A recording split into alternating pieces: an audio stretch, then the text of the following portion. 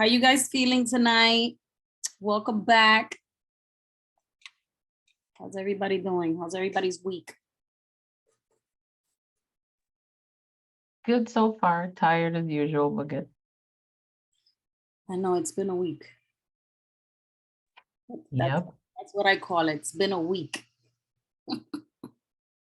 So Iris, we can't see you. I don't know if you have noticed you're not in the camera. There you go. There you go. I have a tape on the camera. Anyways, hi guys. Welcome back to A Moment for Mom ZoomCas. So as I was saying, it's been a crazy hectic week. I have a lot going on. So it's been hectic. So today I decided to try something different.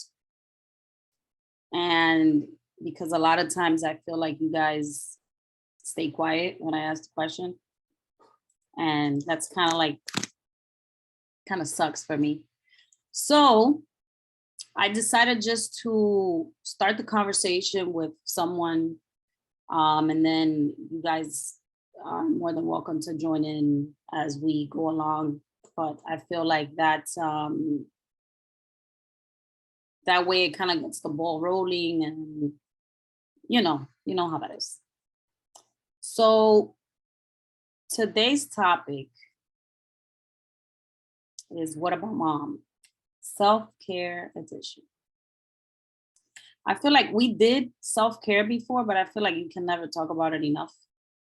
I don't know if you guys agree with me, but self-care is always something that's important to talk about, especially with the times changing, especially when you're a working mom, especially when you have more than one child and a million things are happening. So I feel like self-care is very important, also because that looks different for everyone and it looks different at different points of your life. So my first question is,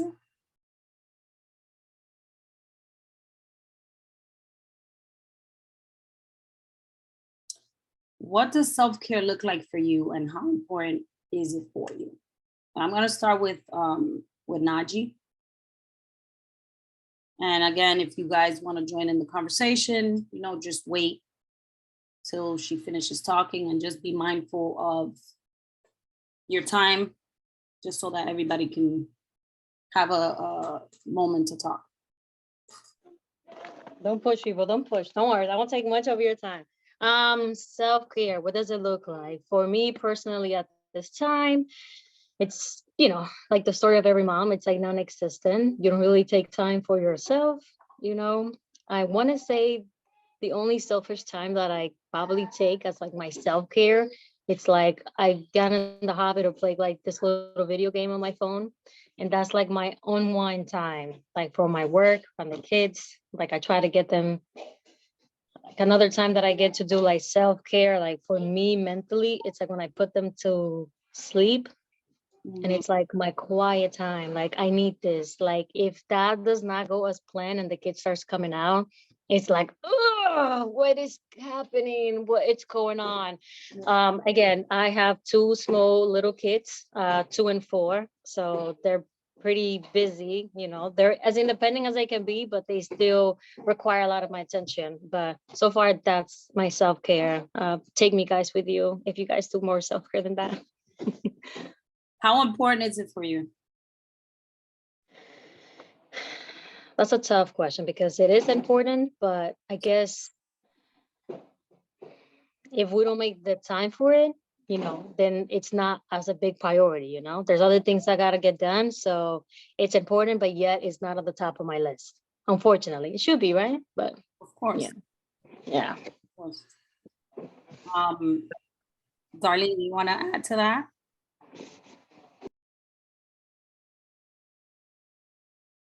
You're muted. I don't know how to. There you go. Okay, sorry, I was having some technical difficulties. Can you hear me? Yes. Okay. Um, that is a loaded one, right? Because I feel like after becoming a mom, what exactly is self-care? You know, when before kids, you know, we were make sure our legs were shaved, you know, make sure we look right, the hair, the eyebrows, everything looking right. Yep. And now it's like, crap, I have to get my eyebrows done. Well, I should go grocery shopping instead. I could just wait another week. And then you have something come up and all of a sudden like, oh, damn, I look like crap. And it's like, you know, it really does impact, you know, how you put yourself out there in a sense of like, you know, like at work, they say, you know, dress to impress and all that stuff. When you are, you know, dressed right and you're everything for you, what you consider that makes you feel good is in line, then you feel more confident about yourself. Mm-hmm. So definitely it's hard to schedule all of these things, you know. Sometimes like la cana, you know, they come out and I'm like, all right, let me just, you know, do this way my hairdo or whatever. Pero, you know, we have to find a way to schedule it because, you know, it's part of our essence. You know, we want to feel good. You know, we want to do the things that makes us feel good. So I don't know. That's my 2 cents. Makes sense. Anyone else wants to chime in? Add? Someone, of course. Well, I'll say that I feel like self-care is as important as caring for our kids. The thing is that we don't prioritize it because we're selfless, we're moms. Once you become a mom, it's like your kids are your priority, you know, everything that has to do with being a mom becomes first. But we start falling kind of like in the bottom of the barrel and we start feeling kind of I don't know, you kind of feel like the air is being sucked out of you and you don't really know why. But when you stop to think about it, you're like, wait a minute, but what about me? You know, because no one's really thinking about it because we're like rabbits. We're just going, going, going, going, going, going. But if you don't prioritize these things for you, how can you be great at everything else that's in your life? At least that's what I've seen for myself. You know, like I've understood the importance of me taking some self-care, whether it's me going to the gym, whether it's me just sitting at home on my backyard by myself for an hour, whatever it is, whatever the day allows me, because I feel it's that important. Because if I don't, there's days obviously that you're not gonna have time for self-care. There's days, there's weeks that there's not, but there comes a point where you have to say, you know what, this is important to me. For example, this ZoomCas, to me, it's important. I make sure that everything is aligned, even though it doesn't go as planned 90% of the time. But it's something that will kind of aggravate me because it's like, it's my one time for me to have a girl's time. You know what I'm saying? Or to just talk about mom stuff. So I push, I'm really big, even with my kids, with David, like, listen, today's the day. There's no cooking. Like, this is my day for me to do like this for me. And, you know, it works out from my home. So you have to do whatever you have to do to make yourself a priority. Next question is, how difficult is it for you to make time for yourself? Iris, I'm sorry to interrupt you. Can you hear me? Yes. It's Iris. Just to talk about your first question. Sorry, I have to have my camera off because my hair looks like crap and I look very ugly. So I'm getting ready for a trip on Friday, and I was doing my nails and my eyebrows and my lashes. And I hadn't done that in I don't remember how long. And doing that made me realize how important that was to me for my self-care. And it's funny that we're even talking about this today, because today I was like, you know what? I'm literally the last person to be taken care of in this life. Mhm. With my kids and my husband. And, you know, if they have an earache, I go straight to the doctor. I have an earache. It has to wait because I have so much things to do. But today I made it a priority or a thing where I said to myself, you know what? I'm gonna sign up for yoga. It's for my sake, for my husband's sake, for my kids' sake. I have to do something that gets me out of this house for at least an hour a day, Mhm. because it gets so overwhelming, and it just it won't end well if it continues that way. Yep. So, and for you, I want to thank you for kind of not forcing us, but allowing us to take that moment and just talk about real stuff, because like you said, a lot of times we just go go go go go go go. Mhm. So yeah, thank you for that. I'm done. I just feel like I know how it feels for me. Like, backstory, right? In my first couple of ZoomCast, I'm gonna be extremely como se dice, vulnerable. And my first couple of Zoomcasts, after the Zoomcasts, I was having like a meltdown because my husband, who's supposed to be my partner, was not doing the things like basically bathing the twins, making sure the kids are sleeping. By the time I'm done here, it's like we have a conversation, like make sure the kids are bathed, pick up the kitchen. Like I don't want to come out of this Zoomcast and have to deal with my kids because it's not fair, right?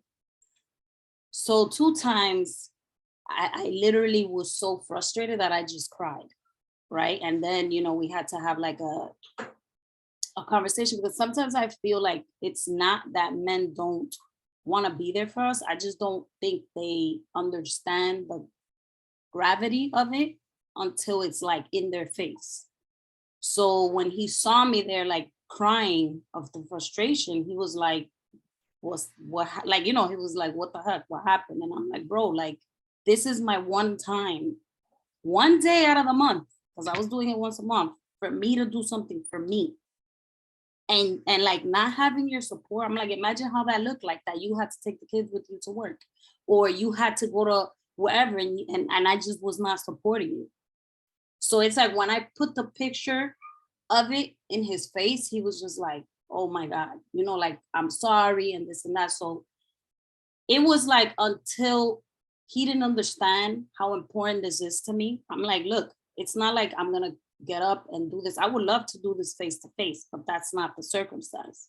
So my Zoom casts aren't Zoom, but this is my moment for me. I try to set it up with my lighting, pretend I don't hear my kids, even though they're right outside my door. But it's sacred to me. So what I'm saying is, if it's you working out at home, lock your door. That time is sacred for you. If you don't make it that, it's never gonna be that. Nobody's gonna do that for you. And that's just gonna affect how you come across to your kids, to your partner, to yourself. You're just always gonna have this emptiness and always gonna feel like unhappy because you're not filling your own cup. And nobody's gonna fill it for you because you're always doing. So people never understand that, oh yeah, she needs help. No, because we don't ask, or we just do it. We just do it. It is what it is. Somebody gotta do, I'm gonna do it anyway. So that's why to me, I don't ever stop talking about self-care. You know me, you know that this is something I'm constantly talking about, because I understand how important it is as a mom, as a woman, to make it that important. So how difficult is it for us to make time for ourselves? Oh my God, why do I keep getting out of this? Let me turn on my phone. It's like so hard.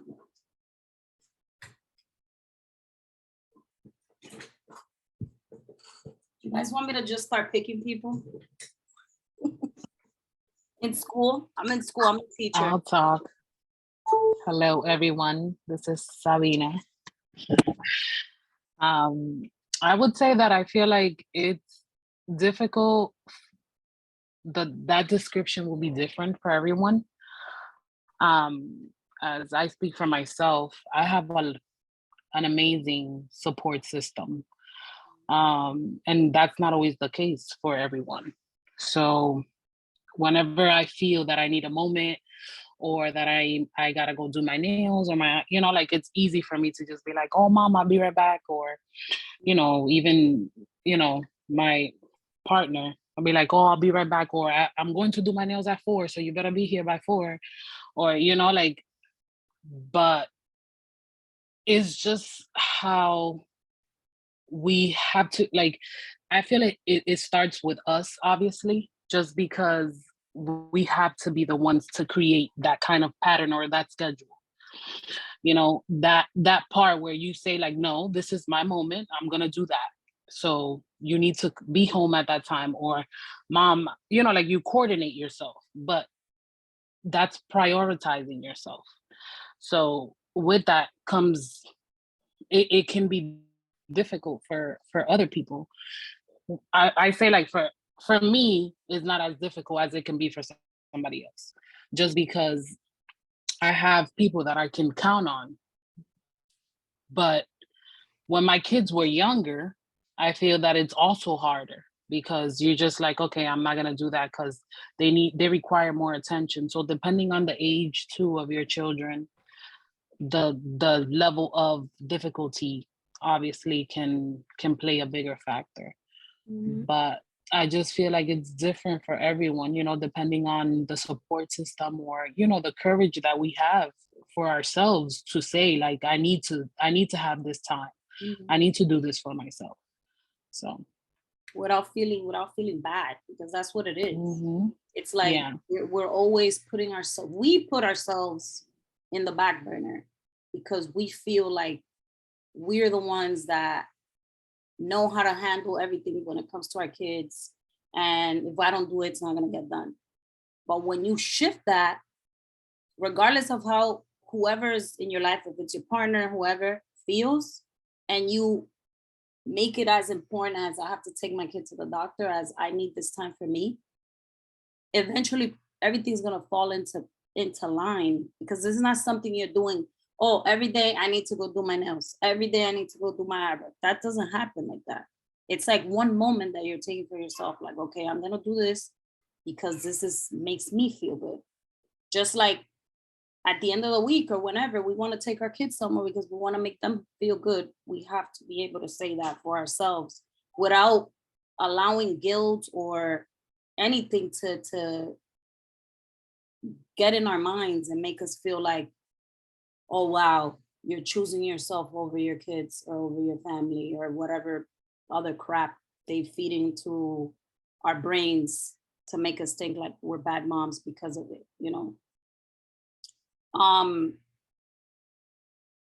The difficulty I would say it's fighting against the guilt. And the judgment, and making it a priority, at least in my case, and the thing, like from other people that I've spoken to and hear what they have to say. And it's all the same. It's like, I want to do this, but I don't have time. I want to do that, but I don't have time. But it's like, we have time. We just don't think it's as important because we can always do it later, but we never get to it. Later never comes. Yeah, we have to be our biggest advocate for sure. Who else is gonna say, you know what? Take a day. I see how tired and how hard you've been working. I got it. Nobody's gonna do that if you don't fight for it, unfortunately. What kind of things do you do for yourself for self-care? Like what kind of examples of self-care? Guys, Lena, you're awfully quiet.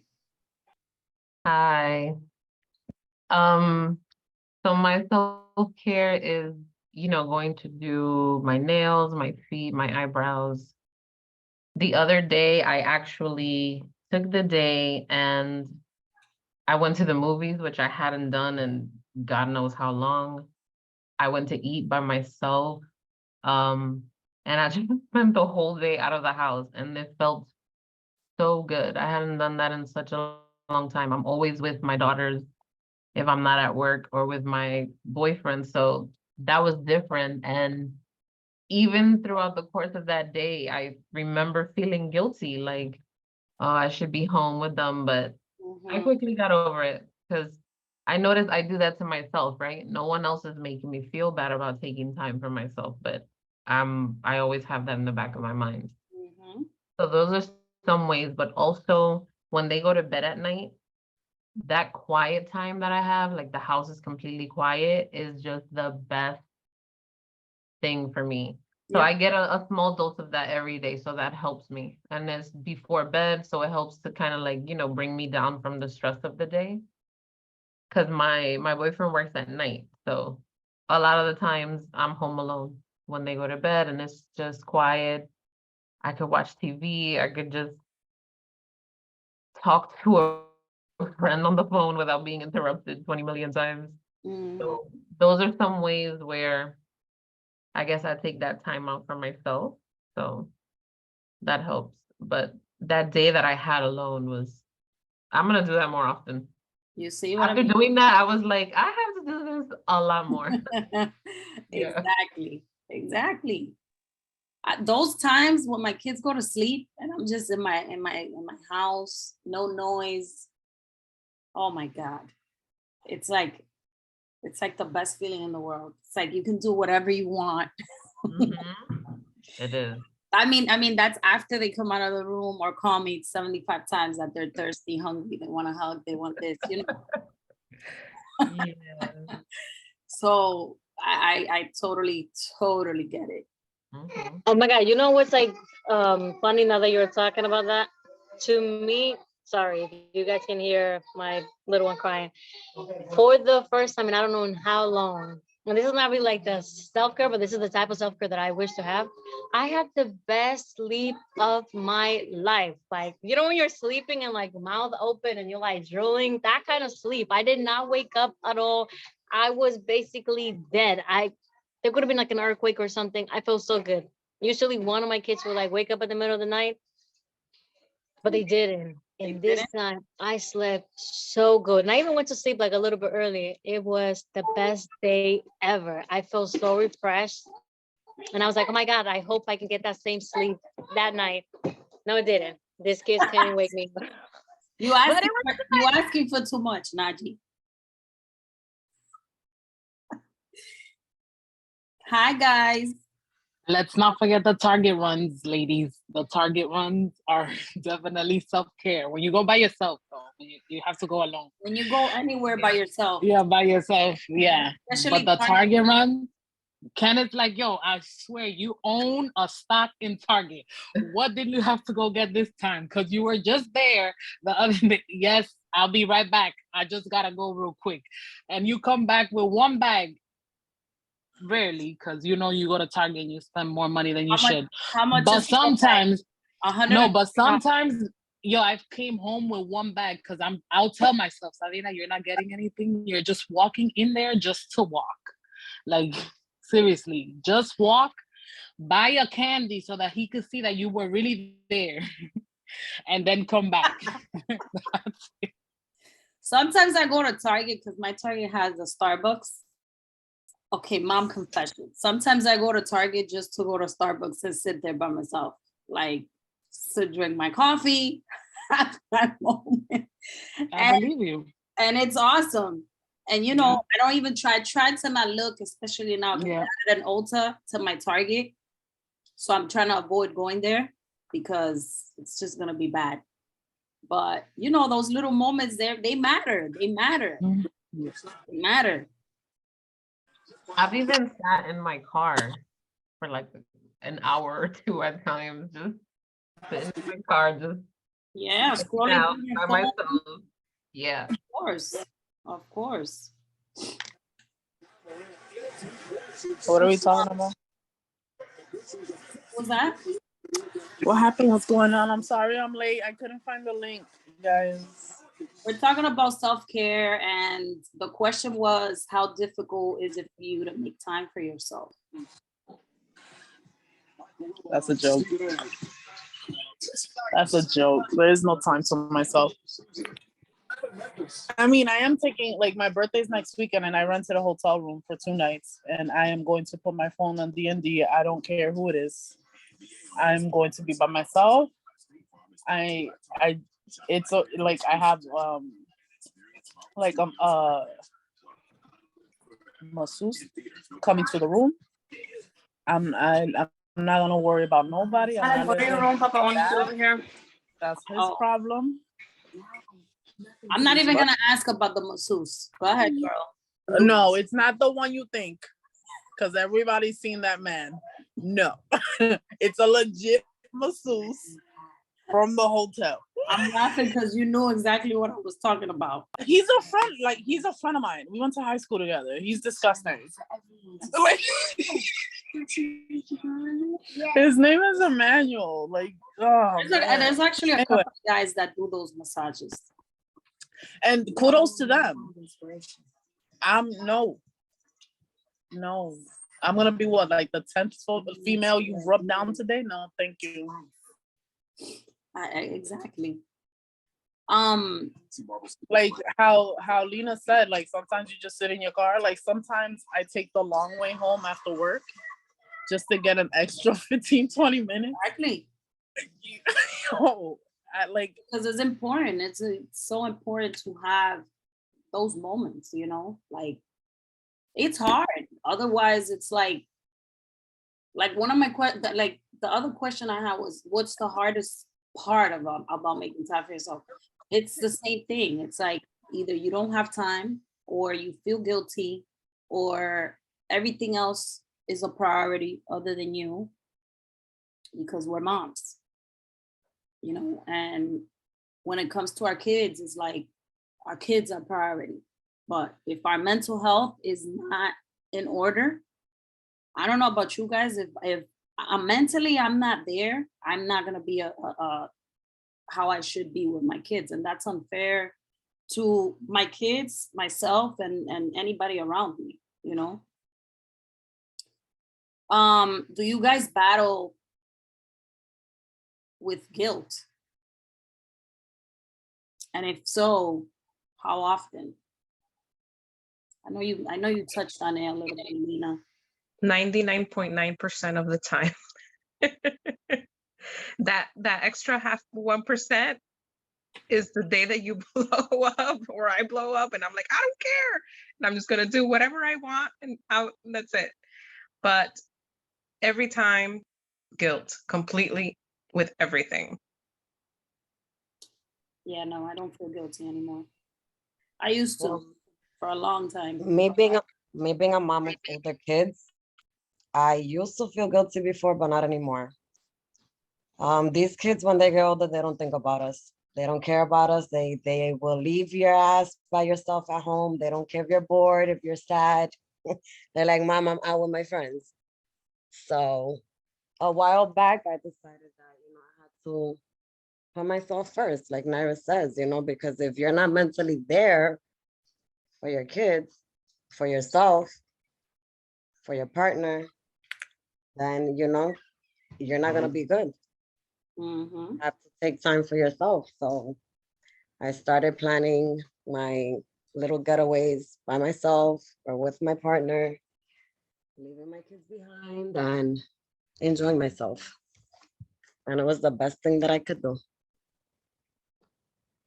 I don't feel guilty when I do little things like that. Like if I have to do my nails, if I want to do my eyebrows, if I want to do I don't feel guilty because I know I'm important too. And that doesn't make me less of a mom because I do that.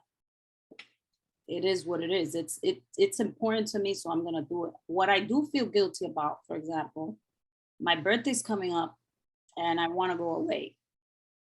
My older son is like, you always go away on your birthday. I've gone away like one time on my birthday, but to him it's all the time.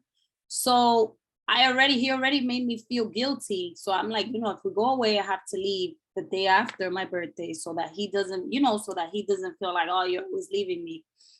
So, it's like even that shift, which I don't mind, it's fine. But, these are the guilt trips that you deal with.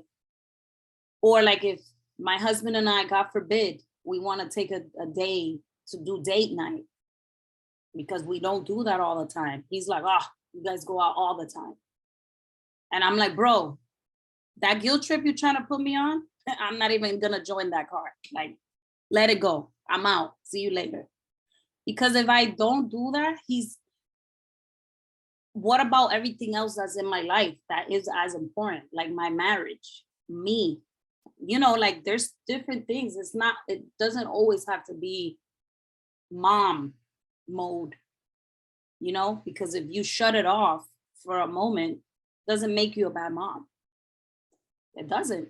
And I had to tell myself that for a long time because I was always feeling guilty about everything. And I'm like, you know what?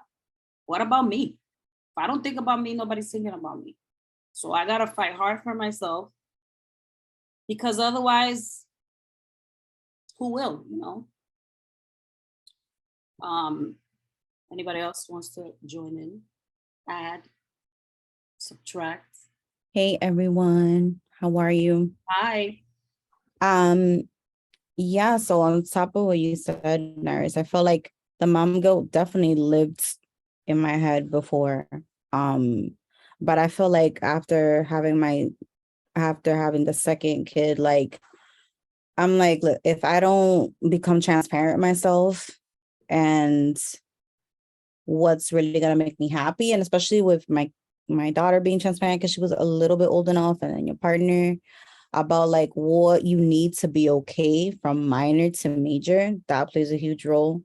And I wasn't doing that the first time around because I was younger. I think now you're kind of like, you understand what comes with the second child. And then now that he's older, I feel like I'm planning more around like, well, what's, hold on. Someone else can answer, hold on.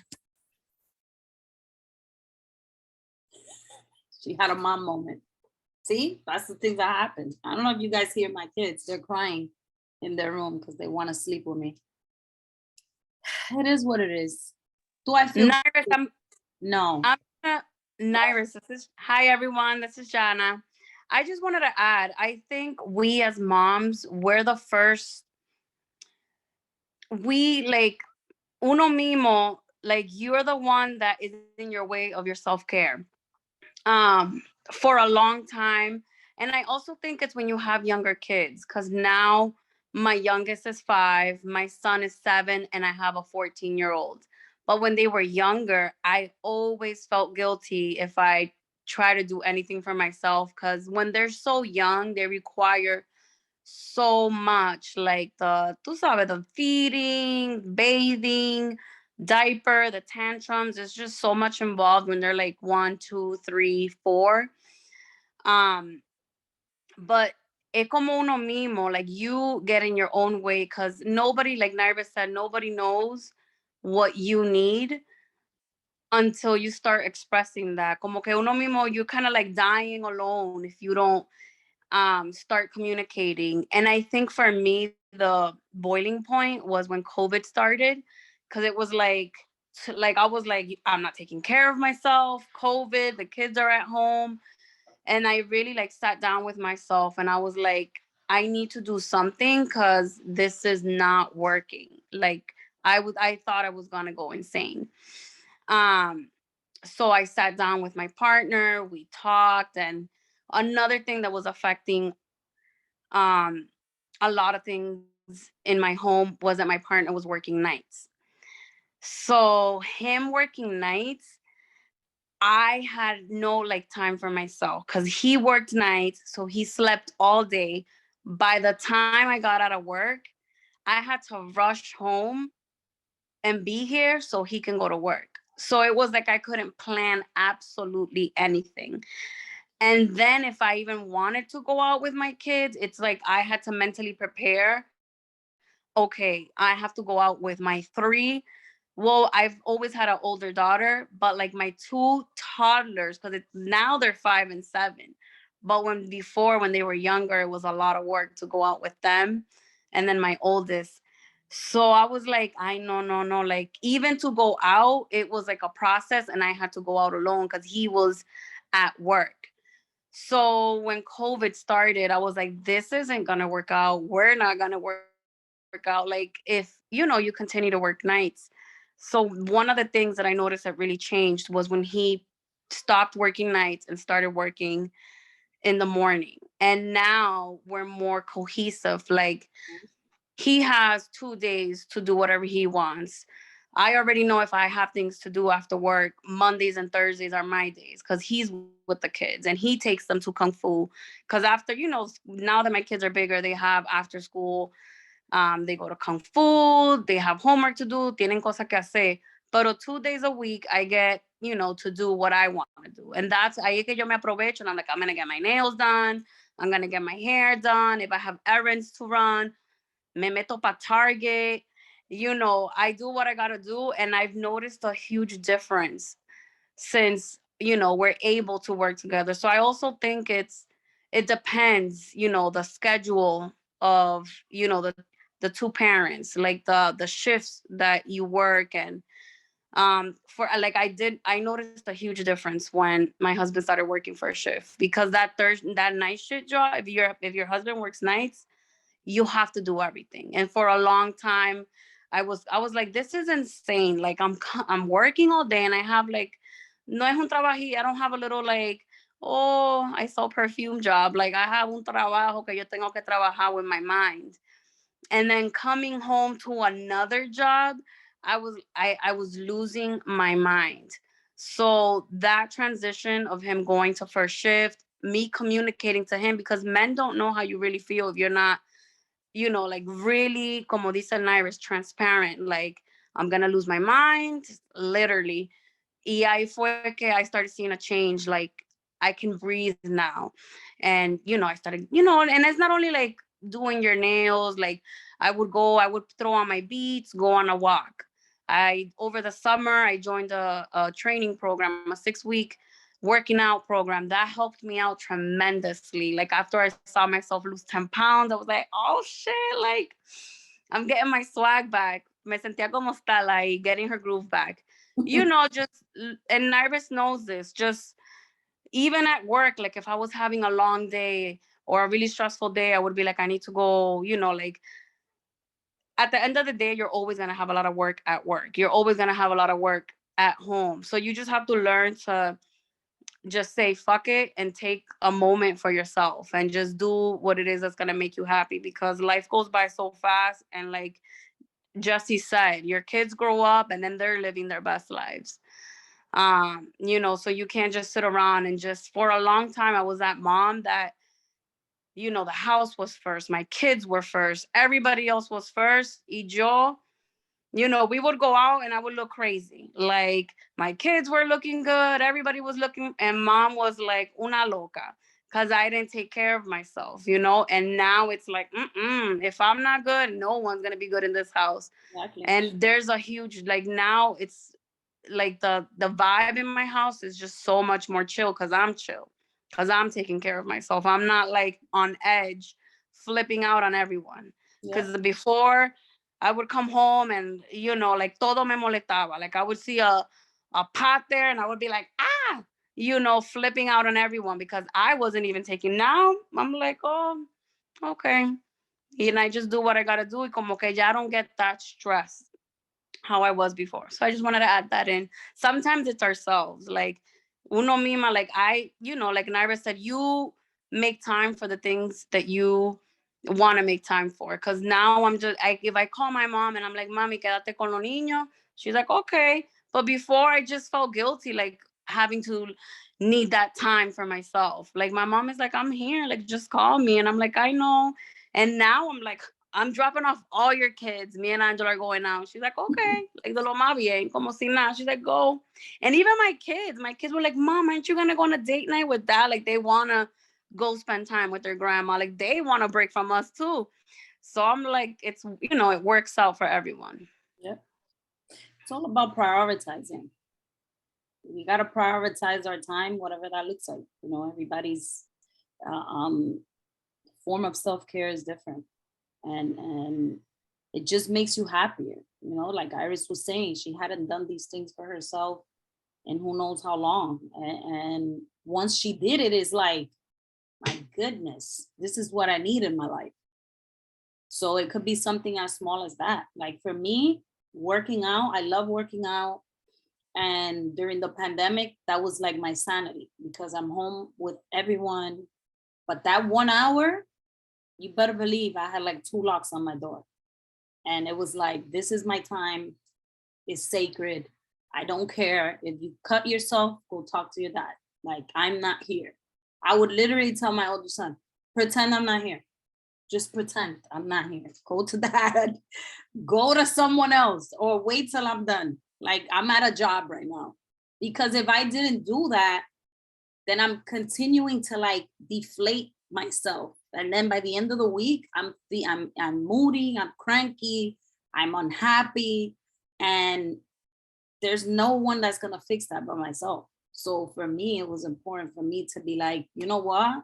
I need to do what I need to do for me. And that looks different for everybody. I just feel like whatever it is that defines self-care for you at this point in your life, like make it sacred for you, for your sanity, for your mental health, for your home, for your kids, because that's just gonna make you a better person. And it's gonna make you happier at the end of the day. This is a good question. How many times have you planned for self-care and you've had to reschedule it because of mom life? A lot of times. Speak. A lot of times. Every Sunday. Every Sunday. Every Sunday is self-care Sunday, and then no, it's not. Something. It's not. Because Amalia wants to color, or Amalia wants to, Mommy, can you read this book? Or Mommy, can we go do this? Mommy, can we do Mentos and Coke today? And like, it's just every Sunday. The only times, like now that my parents are still here, maybe I'll get a Sunday in, but I haven't done a self-care Sunday maybe 2 months. Sometimes that happens. Sometimes It's just, and I can't get mad. It's not like I get mad or whatever, but like I said, that weekend, that it's next weekend, I don't want to hear nothing from nobody. exactly. Because it's sacred and you know how important it is. That's what I'm saying. It's like you're gonna allow guilt to get in the way of something that you need to water your plant. You can't. You gotta get out of your own way. You know? I think Lena, you were saying something? Was it you that spoke? Who else spoke? I heard someone else. Me, Darlene. Okay. Yeah, a lot of times I would have to cancel, or a lot of times it's like an unspoken cancellation because, you know, another situation came up and it's like, well, I guess I can't do this or I can't do that. And you just automatically cancel, you know? So yeah, it's very frustrating for sure, because it's like you were saying, you know, when you want to do something, you make sure that everything is aligned, and you know, you kind of clear the path so that whatever it is that you need to do, you can go in peace and do it. So it becomes very frustrating. It's almost like that sensation when you were a child and your parent would say, well, hey, you know, if you want this, you got to do this, this, and that. And then you do it. And then at the end, they're like, yeah, no, you're still not going to do that. You can't go, or you can't do that. Yeah.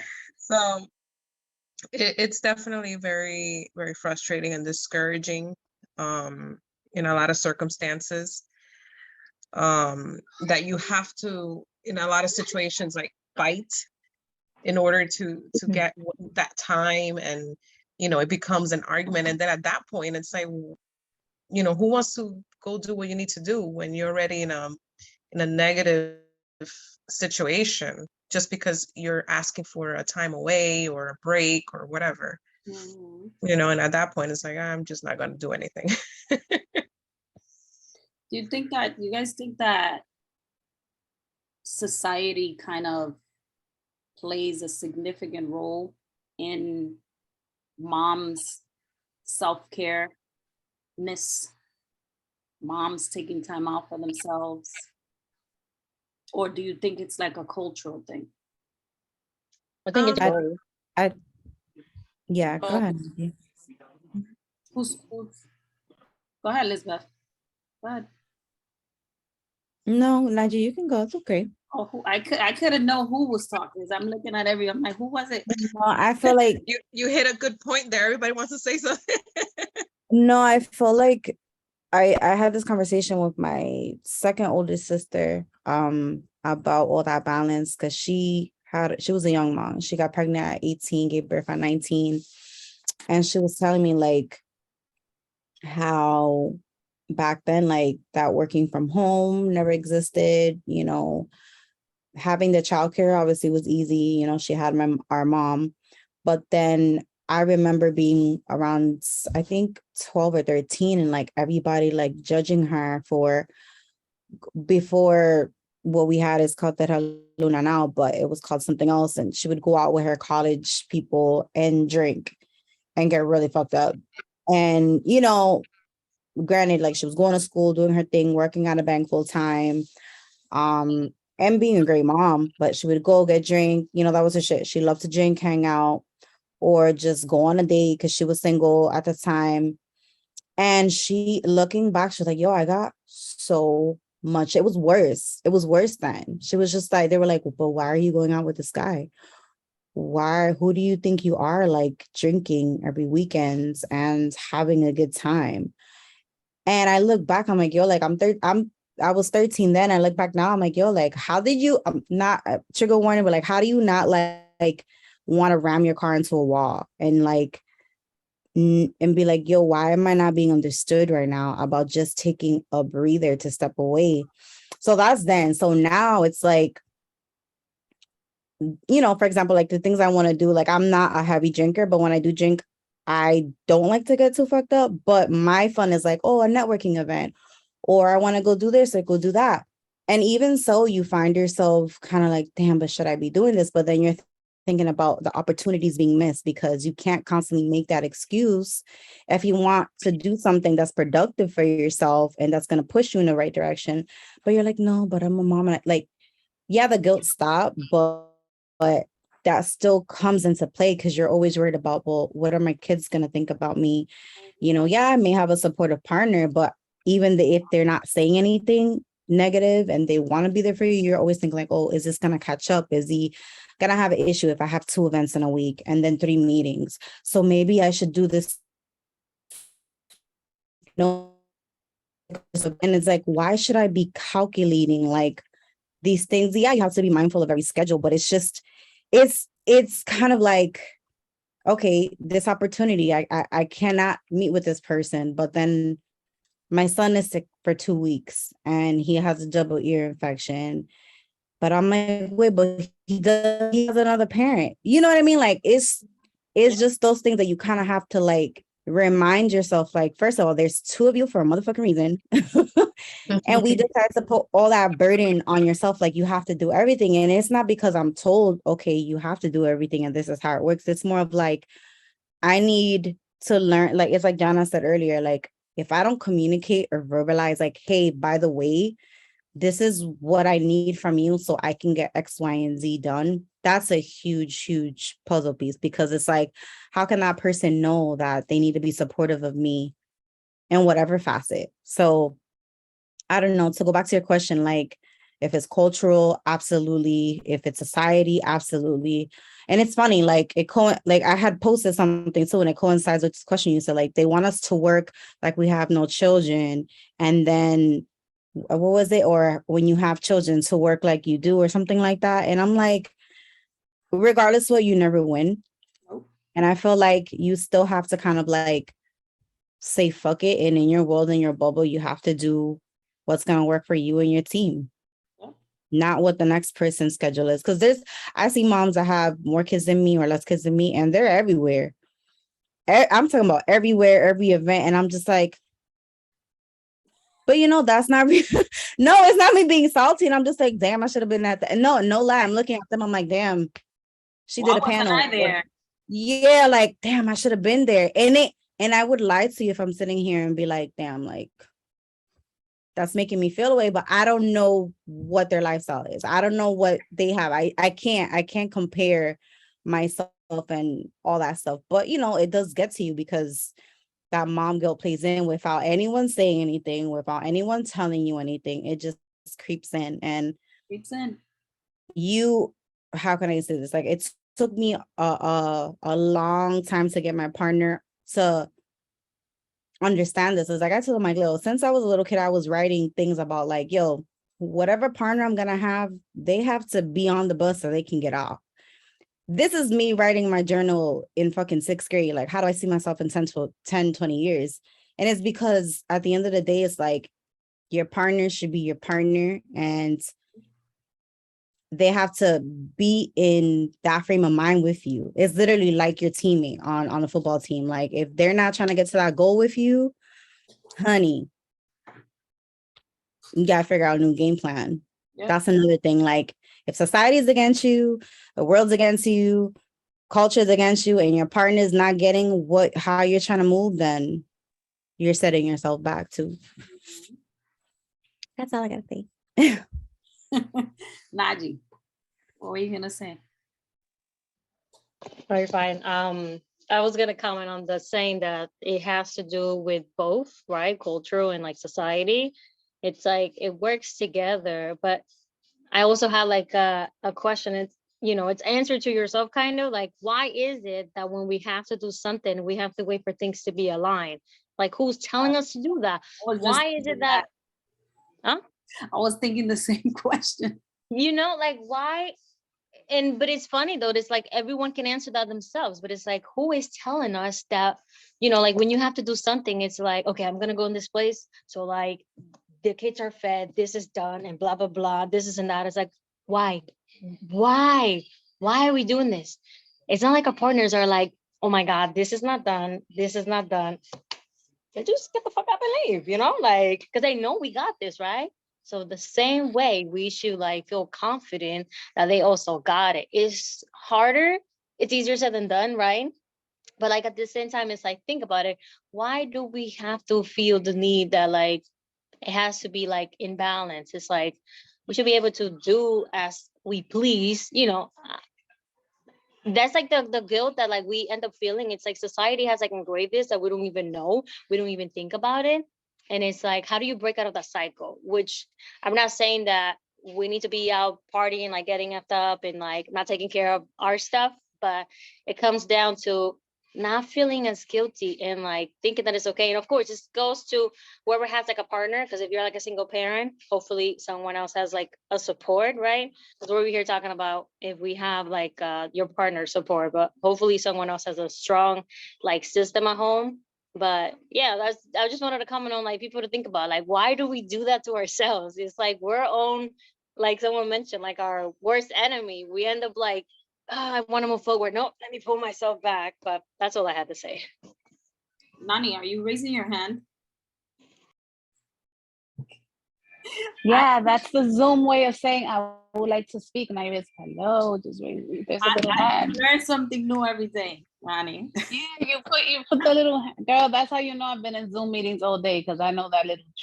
I'm like, Go ahead, So go it ahead, comes go down, ahead, Stephanie, you can speak now. girl, I since quiet because I was like, this shit ain't got nothing to do with me because I don't think people want to hear my opinion. It's gonna come off very You better harsh. stick But around this time, because last time you threw a little sign y te fuiste. So stick no, around. me tiraron, Nairi, me tiraron, le tuve que responder, Nairi, no te pongas así tampoco. The reality is it comes down to culture, generational curses, and society. The fact that a lot of us are first generations, all of us are first generation, if I'm not mistaken, we are brought into this world where it's like you have to take on the traditions from a country you probably spent a summer at, and then you have to still try to be as Americanized as possible because we are American.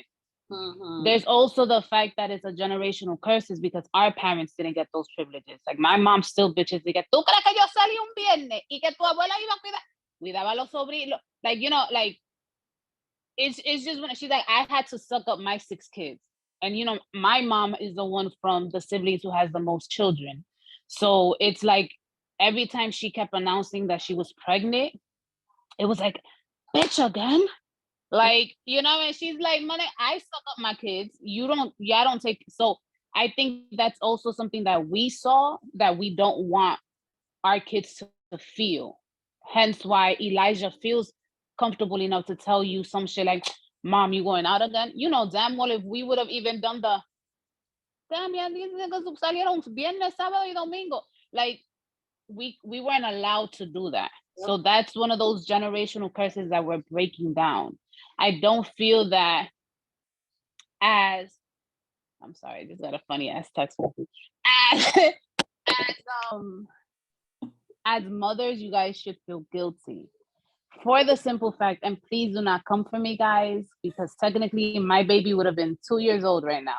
Please don't come for me. So parenthood and motherhood has never been described as something easy.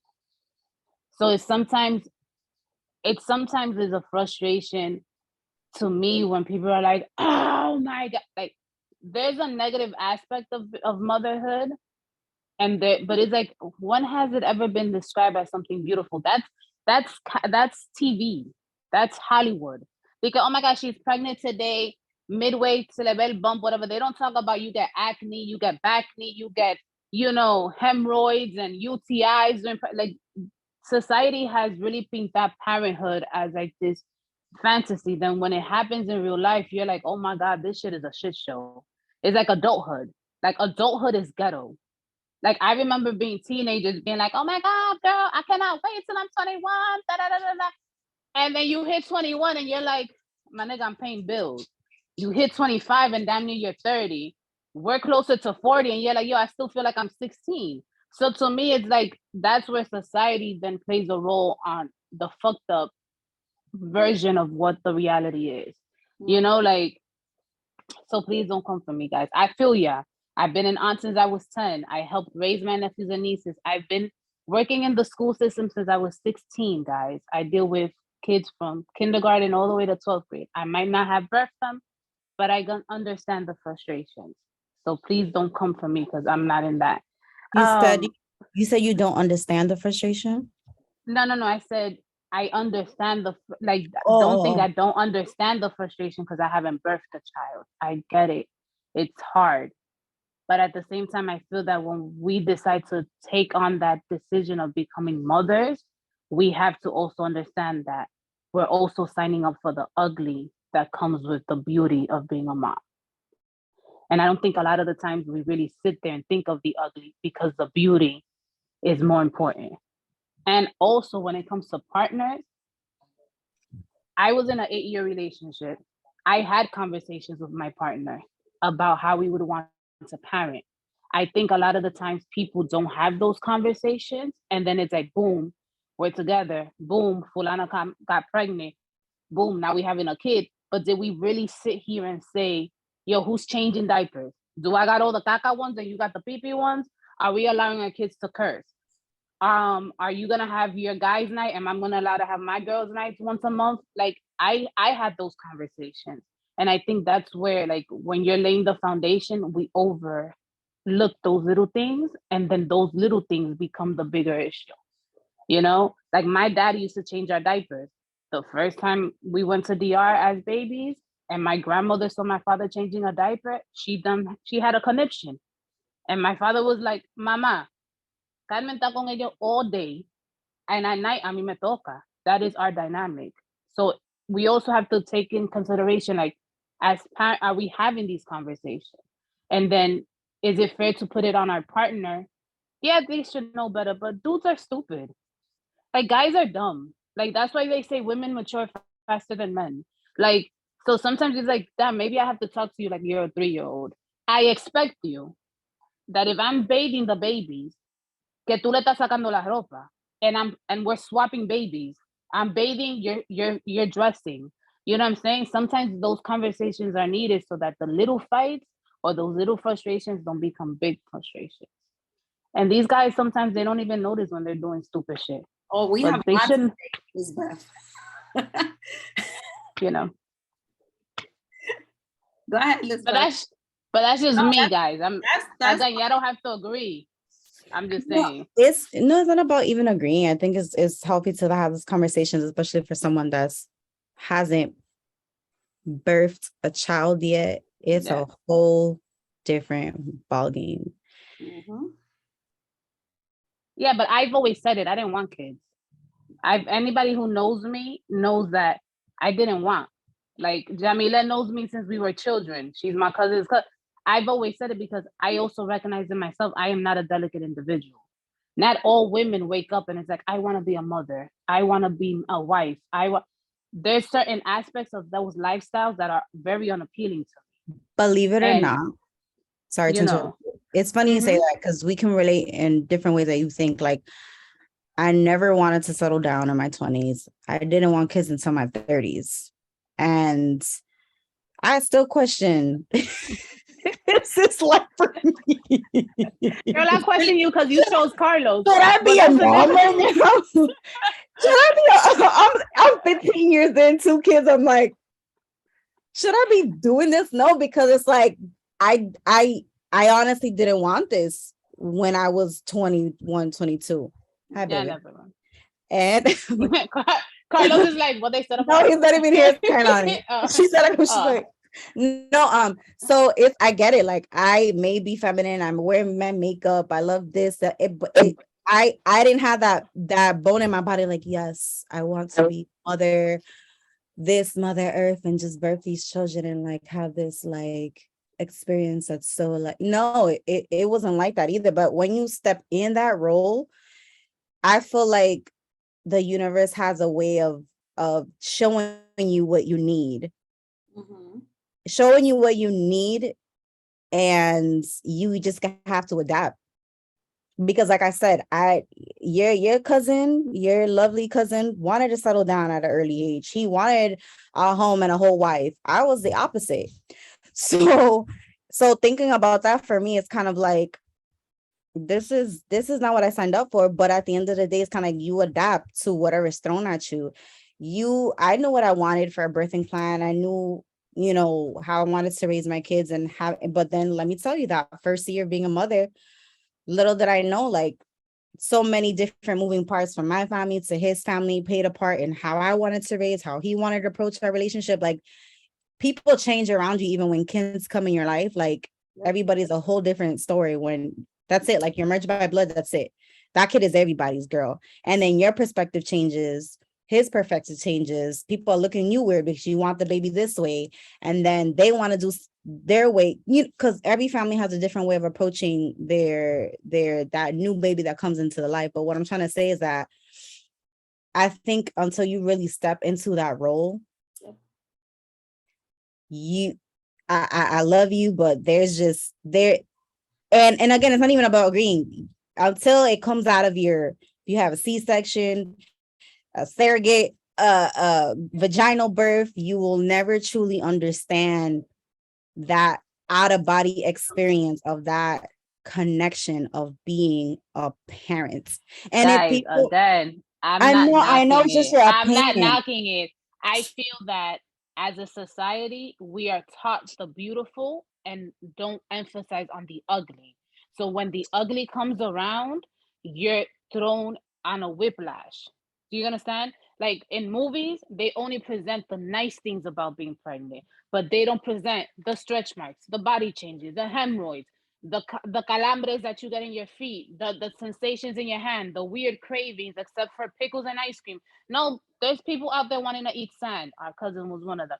You know what I'm saying? Like in the sense that if we're taught the reality of what life as a parent and all that, when it happens, is not as daunting. You know what I'm saying?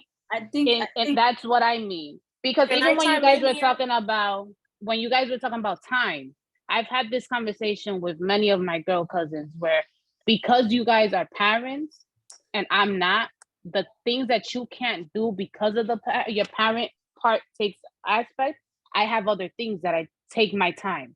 I have 2 jobs. You guys can't get 2 jobs. Why? Because parenthood took over that time. You get what I'm saying? So either way, we're struggling some way, somehow. It might not be the same struggle, but it's still very similar. Like I don't always have liberties to do things. Why? Because what I consume my time with, in the lack of I'm not a wife, I don't have kids, you guys don't have to worry about.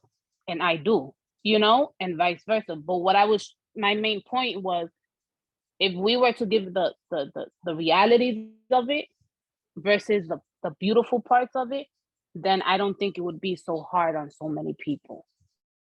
Go Go, ahead. Jahaira. Thank you. Sorry, not thank you, Nani. So hi girls. I was MIA because Zolani was having a fit this earlier, so I had to turn off my camera. And I'm cooking. So Nani, I have to 100% agree with you because yes, I was a young mom, but in the time that I was with my oldest, which Maya, she's 12 now, which she was between the years of 1 and 5, I was a single mom. So I've experienced both spectrums. So coming from, I can 100% understand what Stephanie is saying, because for the simple fact that when I had Maya, I was younger, but I had a support system. For example, like I had a set babysitter. I had my Yolanda that any moment I would bring my daughter upstairs and I was good to go. So I could get up and go if I wanted to. I could do whatever the hell I wanted to because of that comfortability that I had. So but again, Lisbeth also has a major point, and is the minute, and I'm saying this because again, my baby girl just turned 1. So I'm basically starting all over again. So everything you guys went through 15 years ago, I'm going through it now.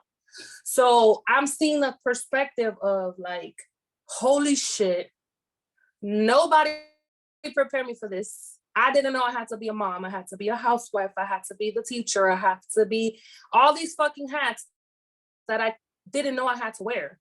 Because when, again, as a single parent, you're the main breadwinner, but it's very different when you're a parent with someone, because you gotta split the load and whatnot, whatever. And again, my partner is very, very helpful, especially with the baby, very hands-on, even around the house. I have no complaints as far as that, but it is, yes, society does play a huge role in the way that we see motherhood.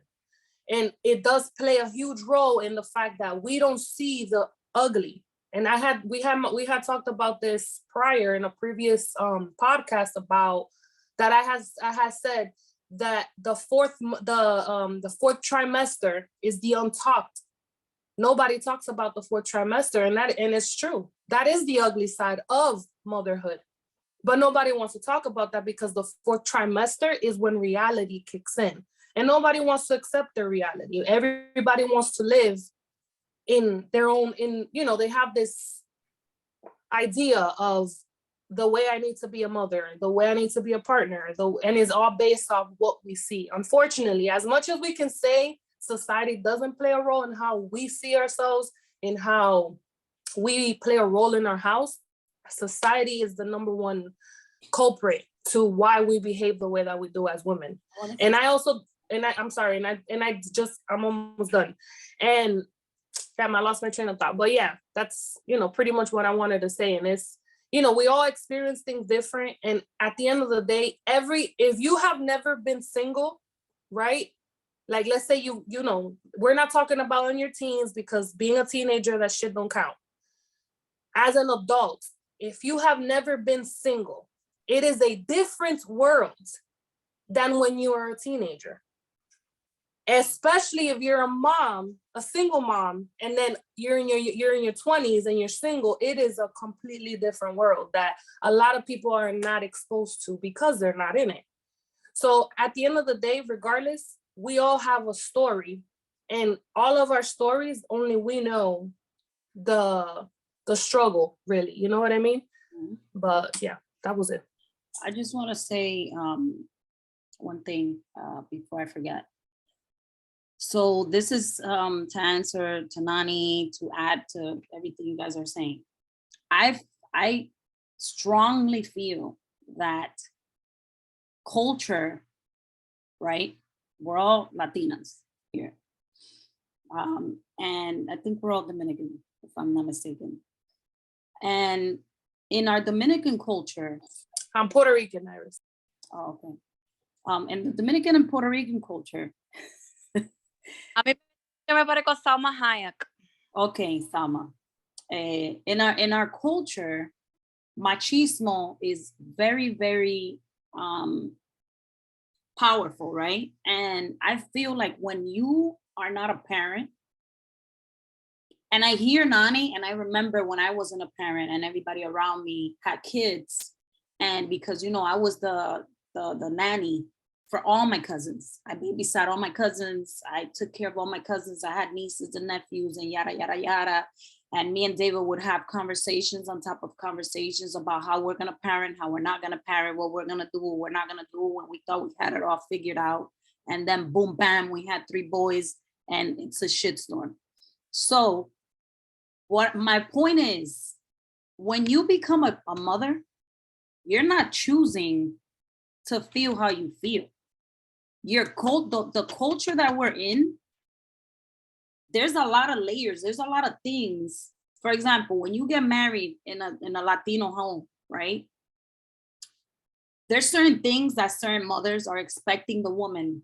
You know, it's expected for your house to look a certain way, right? But not from the man, from the woman. Your kids are expected to act a certain way, and it falls on the mother. This and this falls on the mother. This and that falls on the mother. These are all things that you're not necessarily thinking about when you're trying to have a baby or when you get pregnant, because you're just thinking about your pregnancy. All of this stuff comes after. Oh, when you get home from the hospital, you don't know how you're going to feel. Oh my God, I haven't been able to brush my teeth. But why you haven't brushed your teeth? Why is the dishes not done? Little comments that people make that they're not necessarily maybe making to hurt you, but these are the things that drive you to have a mental health breakdown, because somebody will come to your house and be like, let's say it's your aunt, muchacha, y tú eso trate, y ese reguero, y esto, y lo otro, y todavía tú no cocinado. These are all things that are going to affect you down the line that you don't think, that you're not thinking about because they're not important.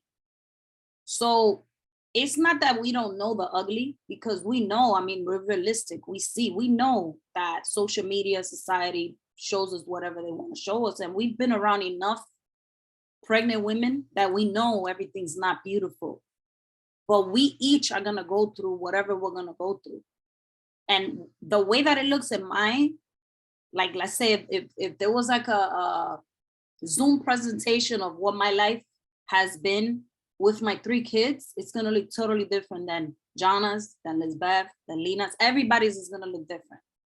And everybody's mental state is going to be different. So I don't necessarily think that it's because we're not seeing the ugly. I just don't think that it's gonna, I don't think that we're, how can I put it? I just think that it just catches you when it catches you at different points, because you don't know what's gonna be a trigger. And some women, by the luck of God, you know, and God bless them, they have all the help in the world and they still struggle with postpartum. There's women that don't have help and they don't struggle at all. You know, everybody's just different. I just feel like until, like Lisbeth said, until you do not have your own child, I don't care how many nieces and nephews, this is not to disagree with you or to, you know, in any way, like I'm going back and forth with you. Until you have not worn the shoes, you yourself and you, it's not the same. I'm telling you from my experience, because I used to be you. I used to be the one always commenting and giving and telling people, oh no, because you know, when I have a child, or you know, this and that, whatever. And then it's like, whoa. You know what I mean? But I don't do that. I don't tell people like when I never wanted kids. When I got pregnant, I laughed and cried at the same time. That was like, what the, as a man, sorry. And that's more because of my health issues. So when it happened, by the time I got used to the idea of being pregnant, I don't think you understand. Like I literally would wake up and be like, oh shit, I'm pregnant. I have a whole kid. Like, and by the time I got used to it, I lost the baby. It wasn't until after that experience that I was like, oh, I could become a mother. I would like to become a mother. But prior to that, it wasn't in me. I just feel that the reality is there's good and bad. Like if you guys ever watch Friends, you ever watch Friends? Do you ever remember the episode after Monica and Chandler's wedding? That she kept crying. And they're like, why are you so sad if you just, because it's beautiful to be the bride, but it sucks to be a wife. It's beautiful to be pregnant, but it sucks to deal with the first few months of post-baby. It's beautiful to have a newborn, but it sucks to deal with a toddler. Then that's what I mean about the process. There's the ugly, like, you know, everybody wants to be a pregnant, cute little pregnant belly, take Kim K pictures. That's beautiful. But then after, you're looking like shit for a whole month because you haven't slept. You're dealing with a baby. You're over here breastfeeding, pumping, and all that. Then you have a toddler and you're like, oh my God, look at my baby. Every month it's a different milestone. And then point now the little nigga's running around, tirándote que si yo, and you're like, Dios mío, I remember when you were just un carajito in my hand and I loved you. And now I just want to shake you and I can't because of shaking baby syndrome. You know what I'm saying? So that's what I think of. I think it's nice to be one thing, but not understanding fully the aftermath that comes with it. Everybody wants to be the bride, but then once you're married, you're just a wife. You know, like that's también what I think about, you know? And it's like you said, we have certain expectation. I say it all the time. I would love to have a daughter before having a son. But I also think of all the bad that comes with being a female in society. You know what I'm saying? And the fact that I don't want my kid to go through that, through the expectations and all that, because when you don't meet certain expectations, that guilt, you feel it. When you don't act a certain way, you feel it. When you don't look a certain way, you feel it. You know what I'm saying? So I never want my kids to go through that. But that's what I meant. You guys don't have, that's why I say I don't ever join, because I'm like, I'm not a mom. So I don't really, you know, I can only speak my truth and I speak in my convictions, you know? But yeah. Your input is important too. Nani, don't stop joining. We'd like to have you here. Your input is important. Iris, I know you just missed me. I know, Iris. No, Nani, your No, seriously, society. your input is Your society is true. Nani, Nani, Yeah. you are the society. So please keep speaking up. we need because you. We need. No, I we get. need that I type mean, of guys, thing. I get it. Like I get it. But I'm gonna tell you this much. Like I said, I was not appealed, and I had a lot of arguments with my mom. I said, maybe you dropped me. Maybe the way me and my other 4 sisters function, I didn't get it, Mom. I don't want to be a man's wife. I don't want to be somebody's mom. There's That's nothing not wrong who with that. I was born to be, you know? But there's a lot of la vaina cambia, la gente se enamora, now I'm over here planning a wedding. I'm over here planning a wedding. And then we'll see you with like 5 kids. But you know what? If a lot of people believed and went with that truth that they really felt, there wouldn't be as many bad parents in this world. Because One thing I could tell you is there are a lot of people out there that are parents that weren't fit for it and should have never been. So if Yup. people lived in that truth, then they would I've- know that. I've always said just because you can have a child does not mean you should have a child. Just because I have the ability to run a mile doesn't mean that my fat ass should be running a mile every day because I have asthma or some shit like that. Then because of the fact that I get everybody to each his own. I've always said that you lay down, you had the fun, you carry your kid, you birth them, you take care of them. But if you're not bringing a child that's going to add to society, then you're failing as a parent. Because the first thing you're doing the moment you decide to keep your kid, and I'm very pro-choice, guys, very pro-choice. The moment you decided to stay with that child in your belly and your significant other and all this, you should have, it's like an unwritten contract.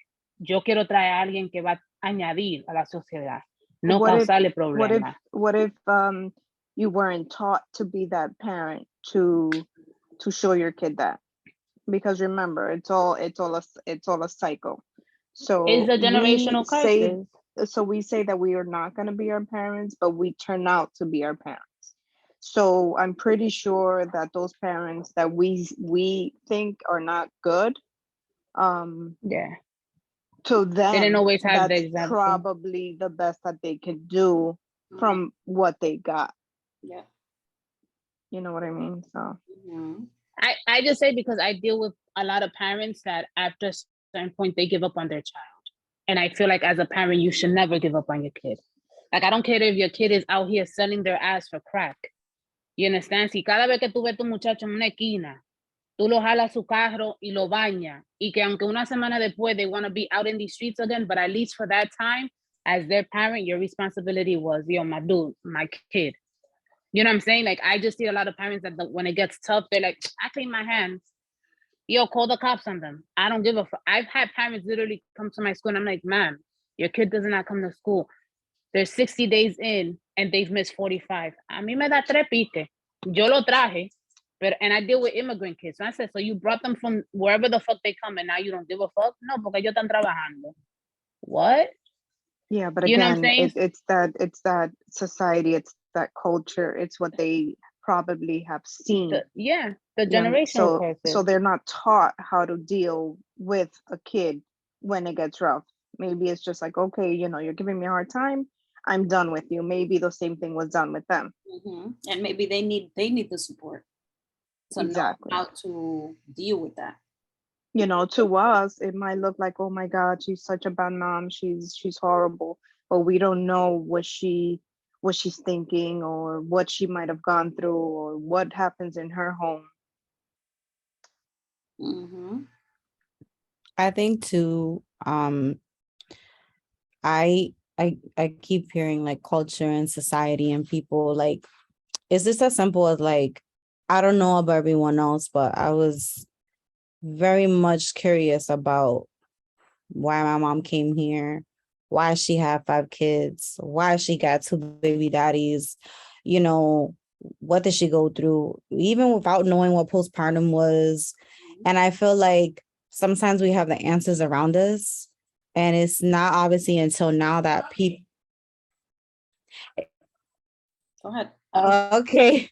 And no, my Kai was talking to me. It's not until you have those conversations and you ask those questions that maybe they weren't really expecting from you to ask. Because I was just curious as hell. And I know TMI, I remember seeing my sister use a tampon and I'm like, what the hell are you doing to yourself? And I got freaked the fuck out.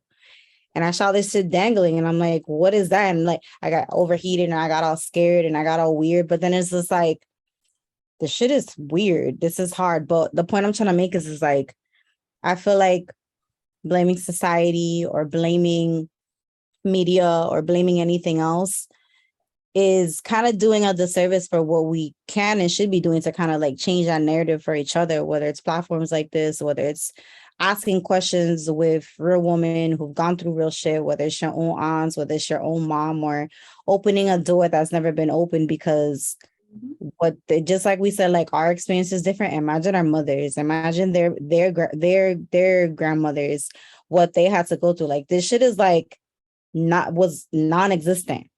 You did what you had to do. You put shit up, and that was your reality. And they're looking at us like, who these bitches think they are? They have it so fucking easy. But then we're like having moments like this where we're talking about like now, like we have our own shit too. But I think we forget that we're more of a community than what we think. And you can lean and rely and ask. And if you really care about the next person's experience and journey, even though if you don't have the child, you can still experience by listening and asking those questions. Because again, like we can only blame society for so long, right? We can only blame the media for so long until we're like in the nitty gritty, like, oh, Naira's like twins, like, God bless you. How the fuck you did that? Like, I could never.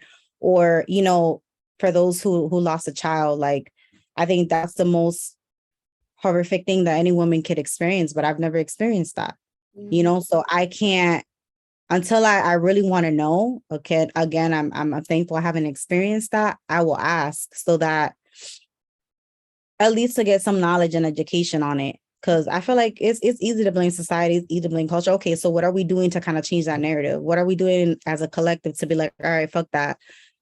TikTok is sharing this fucking hack on like fucking motherhood, but there's no fucking hack. Like everybody has a way of like doing things and experience things and sharing how that is for them. So I don't know. I just feel like we're at the age where we can be transparent, ask questions, and be open if you feel comfortable.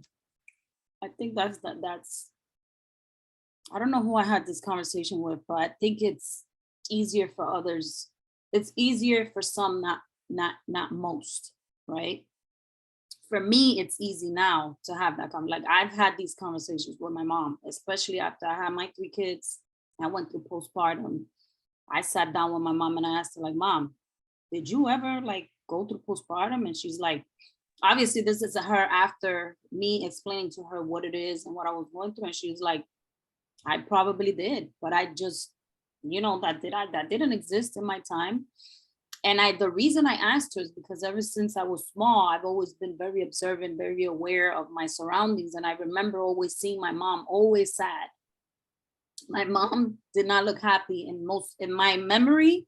I don't remember my mom being like a happy-go-lucky mom.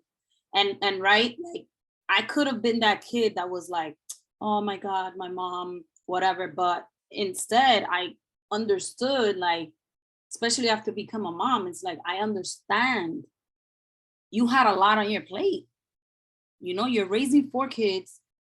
You don't have an avenue. You don't have any friends. You know, my dad is working late. My dad was going out and whatever. So it's like, how did you release? And there was none.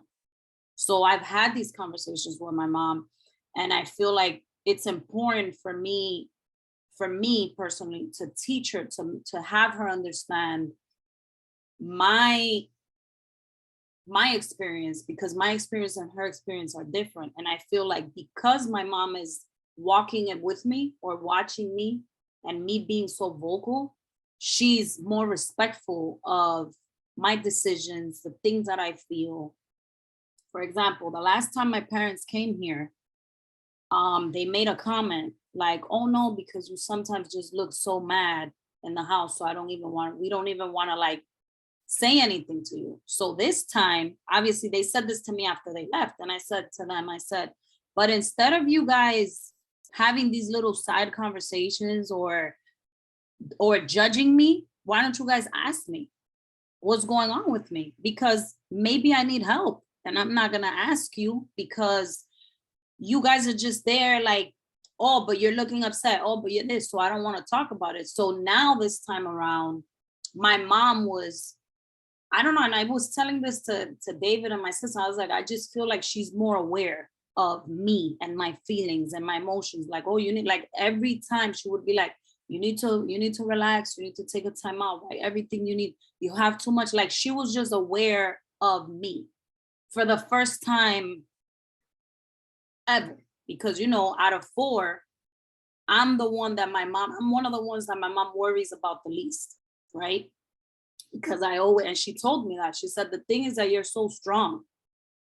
And I said, yeah, Ma, but sometimes I need help. I need you. Just because I don't ask you doesn't mean that I don't need you. So when I told her that, it was almost kind of like a aha moment for her. So this time around that she came, I noticed her shift. She's more aware.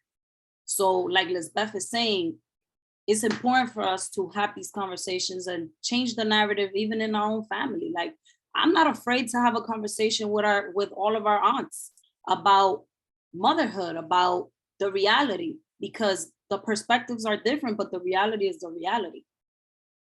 So with my mom, that was very important for me because I know how my mom and her sisters were raised and that mentality. So the mom that she was before, her mentality is not the same anymore because she knows, she's aware. She's worked with kids. She's around different women. She's always telling me, she's like, you're so lucky that you have all these friends or you have all these things that you do to be able to talk. She's like, we never had that growing up. We had to just suck it up and deal with it. So her approach, instead of being like, bueno, I did it, so you need to figure it out. That was before. Now she's more like, oh, you need help. Let me jump in. You know what I'm saying?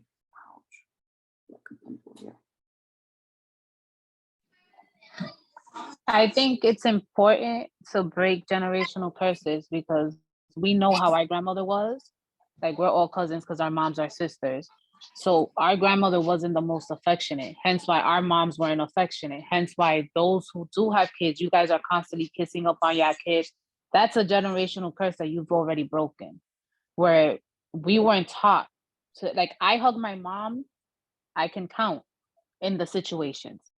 I've hugged my mom when I lost my baby, and I hug my mom and dad when they're going away or if I'm traveling. But in between that, it's no hugging. Like, it's so sad that one time my mom's sisters were all in her house, right? Y yo llegué del trabajo, and because I was going in the circle of saying, si un tía, beso y abrazo, si un tía, beso y abrazo, I gave my mom a hug and a kiss, and we both looked at each other like, the fuck is that? You know what I'm saying? Because that is not what we're used to. You get it? So I know that when I see you guys, and you guys are very lovey-dovey with your kids, even though we didn't get that, you guys already broke a generational curse as far as expression and emotion and things like that, which then when your kids have kids, they're breaking another type of generational curse. Like, our moms might have just been taught, be a wife, be a mom, versus they taught us strive for more because they didn't like that.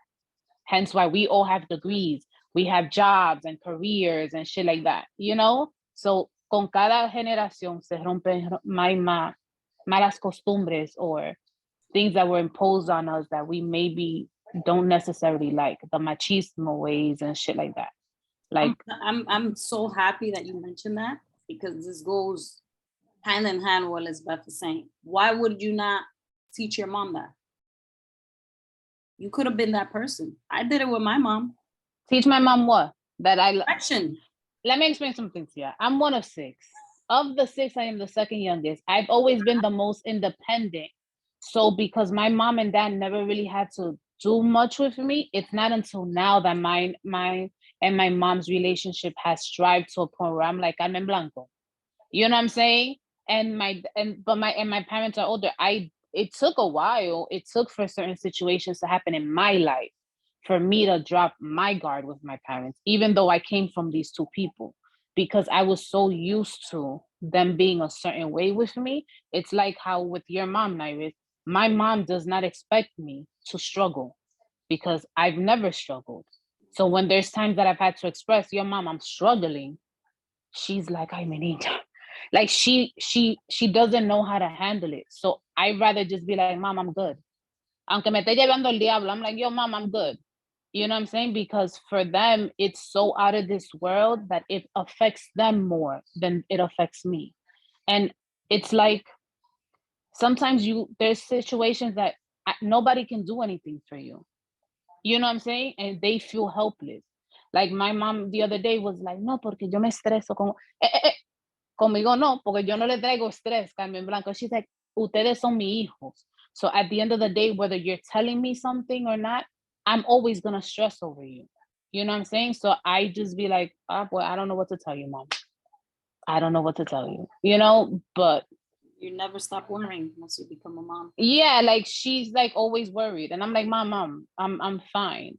You know, so I've always learned to just, you know, I just handle shit different.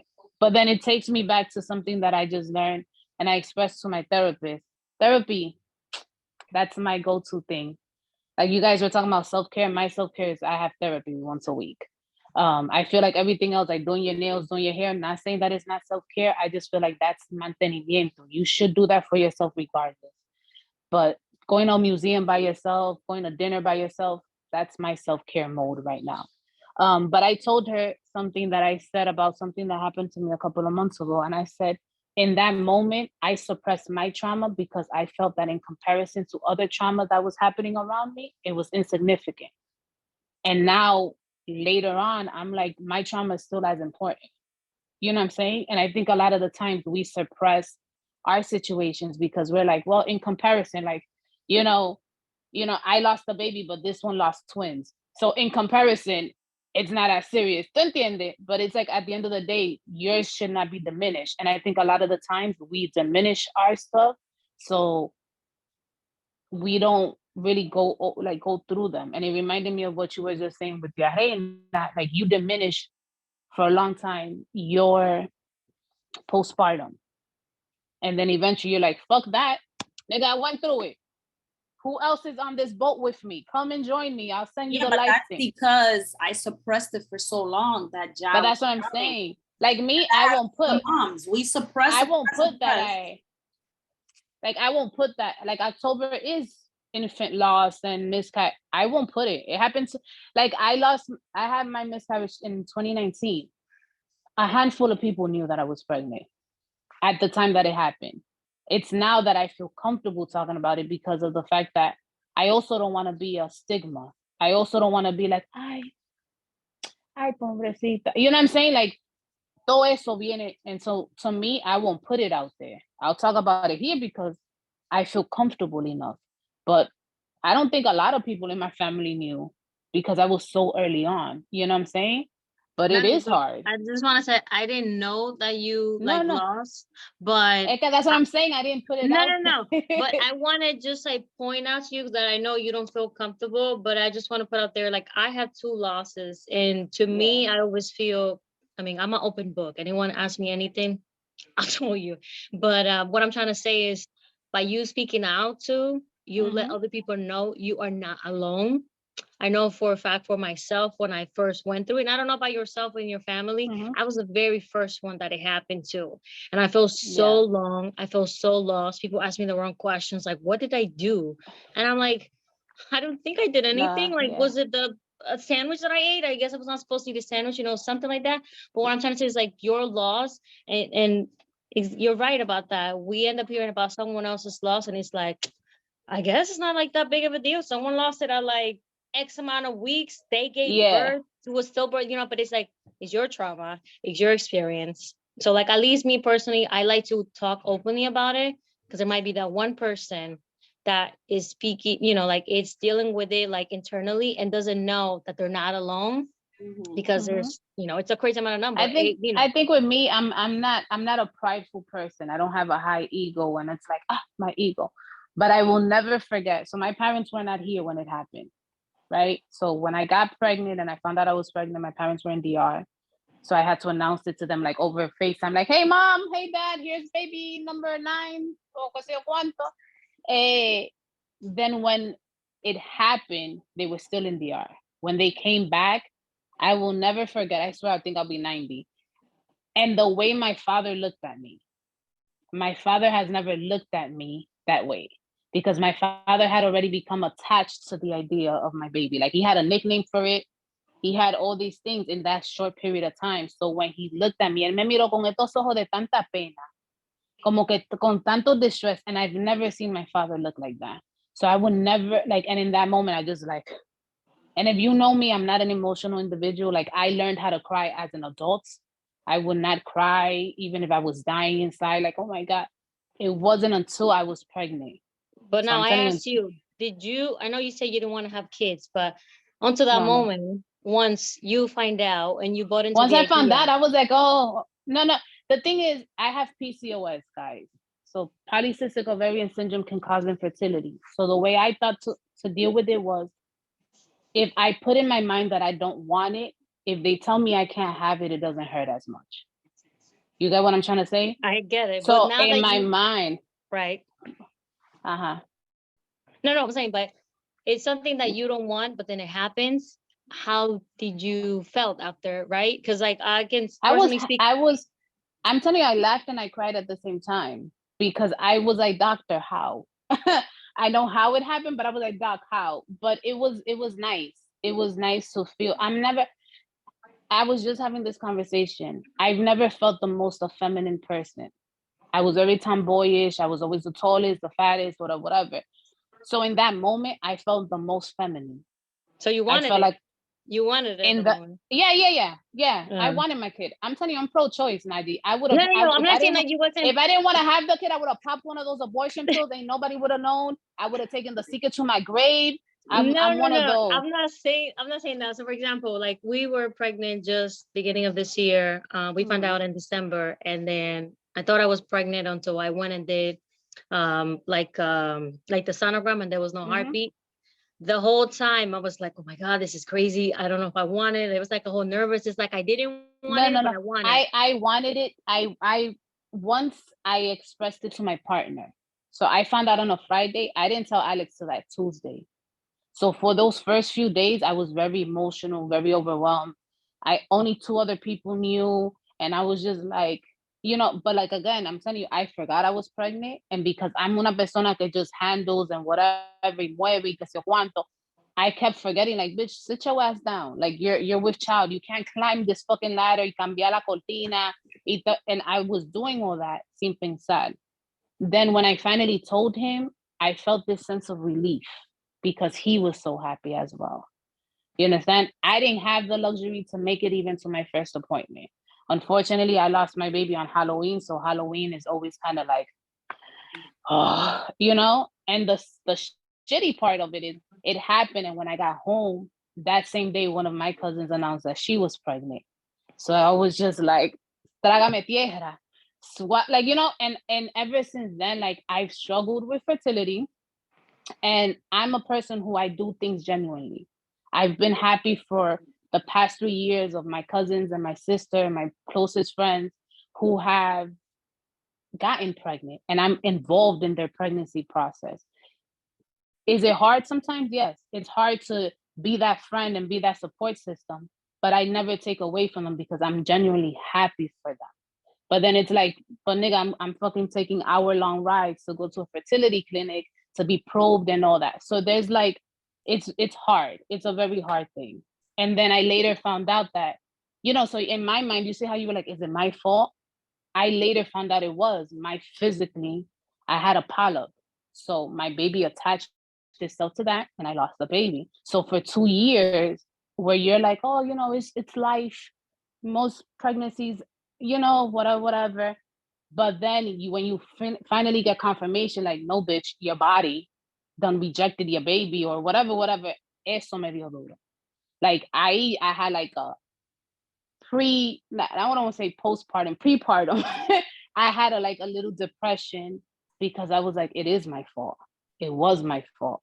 It was my body, but then eventually I'm telling you, therapy is that bitch. I've moved on. I've worked through it, and I just wait. I'd be like, my baby's there in the universe.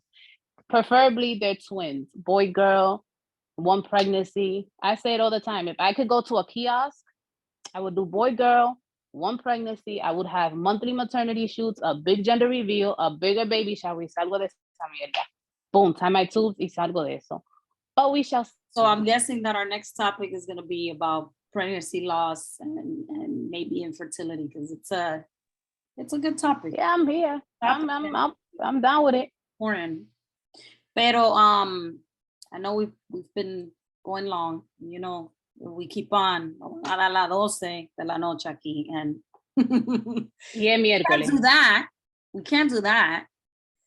But no, this was a very, very good and needed conversation, as you guys can see. And I just want to end the night with saying, as mothers, we must make ourselves a priority, and we must understand how important it is for us to take care of ourselves in order for us to be 100% at anything else that we're gonna do, whether it's a mom, whether it's a wife, whether it's at work, whether it's as a friend. And don't be afraid to put it out there and let people know, this is what I need, this is what I'm doing, and this is what's gonna happen. Even if you need to plan it out, because that's just the way that your home is set up, you do what you need to do for you, and get that time in for yourself and make yourself a priority. Write it in your calendar, write it in a calendar for the whole family to see, this is mommy's day, so that everybody knows. You know, if your kid, like my kids are old enough, they already know I put in my calendar mommy's birthday, because they need to understand that's a holiday up in this house. It's a holiday and it's a big deal. Like, I'm the only female who we're making that a big deal. And I think it's important for you guys to feel like Iris felt, feel like Jana feels when she takes her time for her, feel like we all feel when we do whatever, you know. So take the time, make yourselves a priority. We're important. Our kids are not gonna die. Nothing's gonna happen to them. They'll be fine. And you'll be a much better human being for it. So thank you for joining. Nairis, thank you. And for my Florida ladies, if you need that self-care, I got you. I do nails and feet. I need a I'm just refill. Bye, guys. Jadira, I've been wanting to call you. Bye, guys. What, Jana? With your Ese guys. aceite Bye. que tú me diste. Let people know. Look, that aceite you gave me, Oh It's my been working. God. it's been working. Hold I on. told you. Let me stop recording.